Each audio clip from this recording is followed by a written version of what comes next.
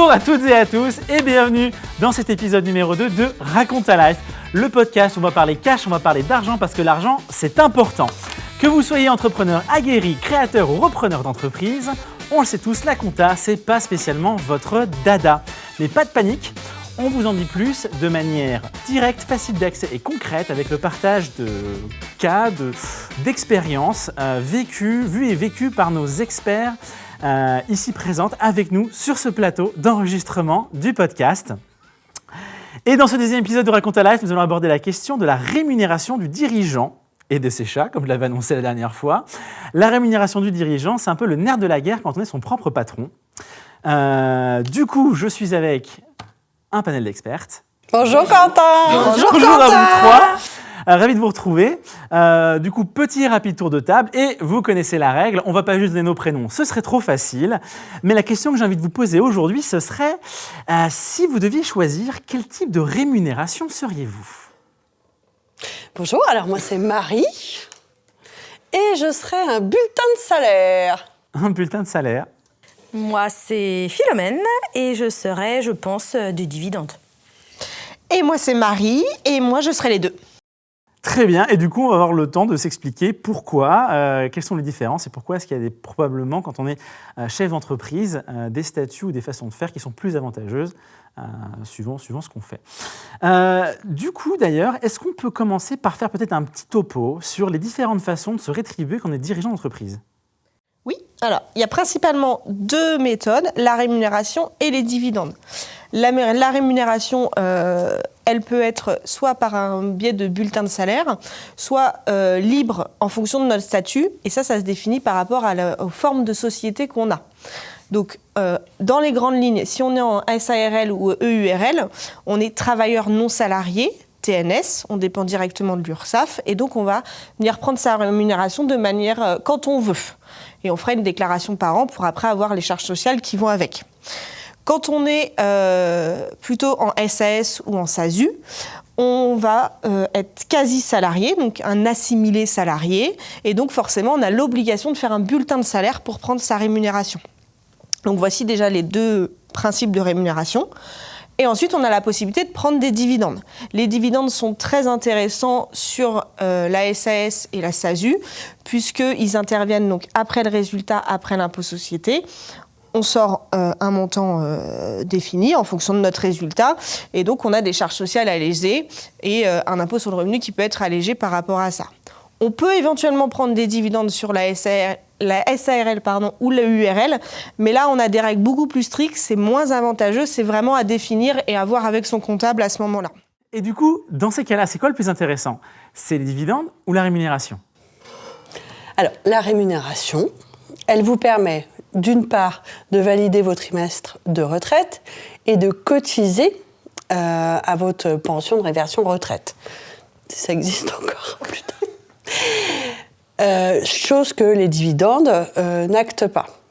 En plus, la rémunération, on peut tout à fait aussi l'ajuster au moment du bilan. Si le dirigeant a été raisonnable et que le résultat est là, il peut tout à fait convenir d'un versement exceptionnel, une prime ou un complément de rémunération, de façon à optimiser aussi son résultat. D'accord. Contrairement aux dividendes, puisque les dividendes, vous les prenez, mais il n'y a pas de cotisation sociale dessus. Donc ça ne rentre pas, vous ne cotisez pas à la retraite, vous ne cotisez pas pour la protection sociale. Et donc, qui rentrent directement, mais qui... Directement, effectivement, mais qui n'est pas valorisé pour plus tard, en tout cas. D'accord. Est-ce qu'il y a un moment où c'est plus intéressant de prendre des dividendes ou de la rémunération ? Est-ce qu'il y a quelque chose, des tactiques, des techniques peut-être pour optimiser un petit peu tout ça ? Ou est-ce que c'est vraiment au cas par cas ? Est-ce qu'il y a des choses qui se font de façon plus courante, que les gens ne sont pas forcément au courant quand ils démarrent une entreprise ? Déjà, il y a un principe de base, c'est que la rémunération, on ne va pas en prendre parce qu'on peut en prendre. On en prend parce qu'on en a besoin. Ça ne sert à rien d'aller prendre des dividendes parce que c'est à la mode si vous avez zéro besoin personnel pour vous en servir. Parce que vous allez payer des cotisations, de l'impôt sur le revenu dessus et ça ne sert à rien. Donc déjà, définir ses propres besoins avant même de penser à comment on va pouvoir se rémunérer sur la société. Je pense que c'est déjà un premier point. Sachant que ce qui n'est pas pris reste dans les comptes de la société, D'accord. ça reste dans les reports à nouveau de votre de votre bilan. Et du coup, c'est pas perdu. Ça peut être distribué l'année d'après ou l'année d'après. Il n'y a pas une limite ou un moment où on ne peut plus Non, c'est de la trésorerie qui reste. Après, les dividendes, vous devez les prendre dans les 9 mois qui suivent la clôture de votre exercice. D'accord. Et après, pour définir entre la rémunération et les dividendes, c'est au cas par cas, puisque en fonction de votre situation déjà d'entreprise, mais aussi de votre situation personnelle, puisque vous avez votre taux d'imposition personnel qui rentre en compte, si vous êtes marié, si vous avez des enfants, si vous avez d'autres revenus financiers à côté, des revenus de patrimoniaux, des revenus immobiliers, du coup, ça va avoir une incidence sur est-ce que c'est plus intéressant de prendre les dividendes ou la rémunération. Donc, typiquement, mettons que j'ai une famille, j'ai, on va dire, 4-5 enfants, où je commence à avoir beaucoup de parts. Est-ce que c'est intéressant pour moi, dans ces cas-là, de sortir des dividendes, de la rémunération, enfin, essayer d'optimiser peut-être mes parts fiscalement? Est-ce qu'il y a quelque chose à faire ou... Les dividendes, de toute façon, vous les imposez soit à la flat tax, à la flat tax, donc c'est 30% maximum, soit au barème d'imposition personnelle. Okay. Donc ça, c'est pareil, il faut tester les deux, voir faire le calcul et voir lequel est le plus intéressant. Mais après, là, on rentre dans l'imposition personnelle du gérant et c'est vrai que... Donc le mieux, c'est d'en discuter avec le comptable qui, lui, est capable de dire, ce serait plus intéressant de faire comme ça ou comme ça. Est-ce que vous est déjà arrivé, avec les clients que vous avez, d'avoir à récupérer une situation un peu catastrophique du client qui n'avait rien compris, qui se retrouve dans une situation personnelle compliquée parce que justement les choses ont un peu été faites. Quelqu'un qui aurait pu entendre « Oh mais t'inquiète pas, paie-toi comme ça, ça va le faire », le célèbre conseil d'un ami qui vous veut du bien, mais en fait qui est catastrophique et qui nous met un peu sur les rotules. Est-ce que vous avez des histoires comme ça, des choses, typiquement qu'est-ce qui a l'air d'être une bonne idée mais qu'il ne faudrait pas faire? Alors moi, ce que j'ai eu à rectifier, et ça prend du temps, c'est que le dirigeant n'avait pas compris que les dividendes ne pouvaient pas se verser par anticipation, puisqu'ils n'ont aucun impact sur l'exercice social passé, pour lequel on établit le bilan. Donc on se retrouvait avec des comptes associés débiteurs, c'est-à-dire qu'en fait, le dirigeant devait de l'argent à la société, il avait pris les dividendes en se disant tiens, je vais pouvoir sortir ça. Sauf que non, ça se fait a posteriori après le bilan et en plus, il n'avait pas réglé les prélèvements sociaux qui allaient avec, ce qui fait qu'il a eu des pénalités de retard par la suite. Et lui, il s'est retrouvé gêné puisqu'il a eu un trou de versement de presque 2 ans, le temps de rattraper les années. Il a sorti l'argent avant la période où ça devait être sorti. Du coup, quand le bilan a été fait, il y avait du coup un trou qu'il a fallu qu'il comble, c'est ça? Voilà, c'est ça. Ça lui a pris 2 ans en fait pour rétablir. Parce qu'il y a eu parce que c'était récurrent. Tous les ans, il prenait en avance. Donc tous les ans, à la fin du bilan, il y avait un compte associé qui était pas dans le mauvais sens et ça, c'est interdit. Donc les dividendes, ça se prend après le bilan. Et vraiment que si on a un projet derrière, puisque en fait c'est sortir la trésorerie de la société. C'est pas du tout pour se rémunérer, c'est profiter du bénéfice des sociétés. Donc c'est sortir la trésorerie, donc c'est une autre imposition et ça sert pas à se rémunérer, mais je sais pas moi, financer un projet immobilier personnel ou. D'accord. Mais ça reste de l'argent qu'on peut utiliser pour faire un peu ce qu'on veut. Bien sûr. Un mariage. Un mariage? Oui. C'est arrivé? Oui, moi j'ai une cliente qui a sorti des dividendes pour se marier, oui. Mais tout s'est bien passé parce qu'elle l'a fait elle correctement. Elle l'a fait correctement, elle l'a fait après le bilan, elle a pris le bon montant par rapport à son résultat et elle a bien payé les prélèvements sociaux au moment de la prise de dividendes. Okay. Ce qui est obligatoire. Mais oui, pour se marier. Est-ce que vous auriez d'autres anecdotes ou expériences, en tout cas, qui pourraient être intéressantes à raconter ou des histoires qui permettraient de peut-être mieux comprendre justement cette façon d'avoir à gérer cette réseau, ces dividendes, sa rémunération quand on est chef d'entreprise? Parce qu'on peut se dire aussi, tiens, en banque, j'ai tout ce montant, mais ça ne va pas se voir finalement, parce que là, j'ai envie de m'acheter une petite voiture, je me ferai un petit plaisir, machin, etc.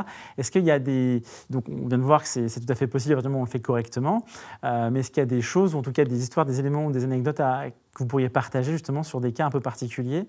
Il y a les clients qui veulent tout prendre en dividendes.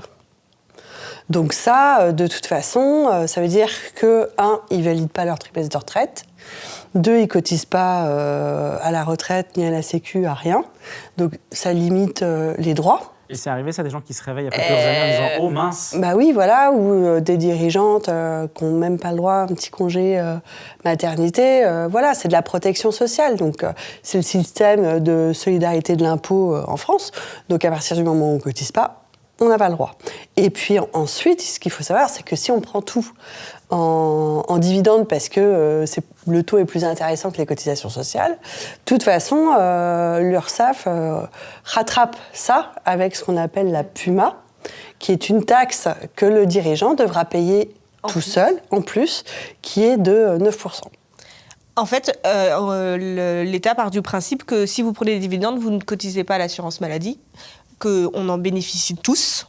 Donc, on va vous rattraper. Donc, la taxe, la PUMA, c'est fait pour que vous cotisiez à l'assurance maladie. Ça se déclenche automatiquement ou il y a un seuil ou c'est l'URSSAF. C'est l'URSSAF qui dit tiens, vous êtes versé par exemple 100 000 de dividendes. On n'a pas de bulletin de salaire. On n'a pas de bulletin de salaire. D'accord. Mais par contre, s'il y a quand même une rémunération via bulletin de salaire, dans ces cas-là, l'URSSAF dit c'est bon, vous avez cotisé comme. Voilà, il y a un seuil à respecter entre le montant de la rémunération sur les bulletins de salaire et le montant des dividendes. Voilà, il y a un certain pourcentage du plafond de la sécurité sociale. Voilà, on ne va pas rentrer dans les détails, mais oui, dans l'idée, vous devez avoir un minimum de salaire pour sortir des dividendes, pour pas que vous soyez rattrapé sur la cotisation en plus, la PUMA. Les dividendes, ça reste exceptionnel. Okay. C'est-à-dire que ça ne doit pas être versé d'un même montant tous les ans, puisque là, on retombe dans de la rémunération déguisée. D'accord, ok. Rémunération déguisée, c'est un thème important. Oui, et puis après, ça dépend de l'âge du dirigeant. Du dirigeant d'entreprise. Parce qu'effectivement, on le déconseille à des dirigeants qui ont 30 ans, et puis des fois, on en a, ils en ont 65, ils sont en retraite, ils n'ont qu'un intérêt à prendre des bulletins de salaire, en fait. Ouais, donc là, ils vont prendre des dividendes. Parce que pour eux, il n'y a plus du tout d'intérêt à prendre des bulletins de salaire, puisque ce qu'ils cotisent ne va rien changer sur la suite. Donc, parfait.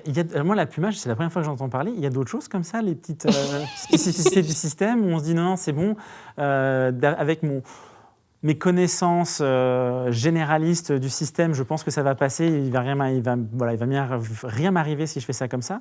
Est-ce qu'il y a d'autres choses comme ça, d'autres spécificités? Ou est-ce que là, on a fait le tour des principales? Non, on est déjà bien.